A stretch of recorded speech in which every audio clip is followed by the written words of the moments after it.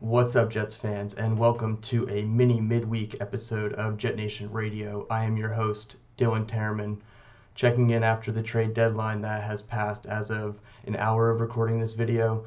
And while the Jets didn't make any blockbuster moves, they did make one move in general. They traded defensive lineman Jacob Martin to the Denver Broncos, along with a fifth-round pick in 2024 in a swap for a 2024 fourth-round pick. So on the surface, it does not look like the Jets got much compensation back for Martin in general. However, they do move up in a future draft, and what it means for the future of the Jets, at least, is that it saves $6 million in cap space this year, as well as $4 million in 2024. Jacob Martin was in the first year of his 3-year, $15 million deal signed this past spring with New York, and while he was a fun player to root for, as I tweeted, I just don't think the production lived up to the price tag. He had a strip sack against Mac Jones this week in New England, that was very good, one of 6 Jets sacks on the day. So I think it was a high point for him to go out on, and Jets fans will certainly appreciate all his contributions. But for the team, obviously, they have defensive line depth.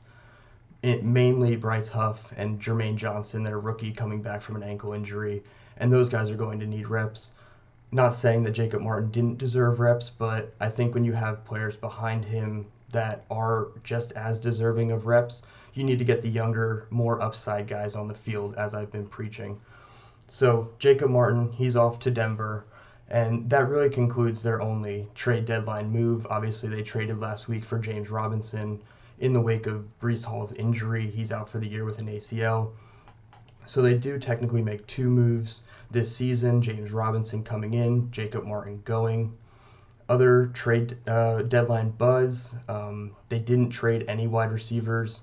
Elijah Moore and Denzel Mims both stay put. Obviously, these are the notable names because they've both requested trades from the organization at separate times this season. Denzel Mims requested his trade back in August, and I think obviously it's just bad timing with Corey Davis's injury and Mims is being on the field now, but if Corey Davis was healthy, I think there was a chance Mims could have been dealt at the deadline. And then the other one was Elijah Moore. He requested his trade last week, and Saleh had stayed firm all week in saying that Joe Douglas would answer calls, but ultimately they weren't going to move on from Elijah Moore. That is the case. He stays put. Personally, I'm happy. I think Elijah Moore is still one of your best players. And if you could just find a way to get Wilson, Moore, Davis, Berrios, Mims all together collectively working at the same time, I think this offense could get right back on track. So they stay firm with their playmakers. Also, the Jets don't trade for offensive line help. I think this was a rumor heading into the week, whether it was Laramie Tunsil or Jack Conklin. I didn't think that the Jets were really trying to spend a ton of ammo in future draft assets to go out and get another offensive lineman. They've been battered at the offensive tackle position.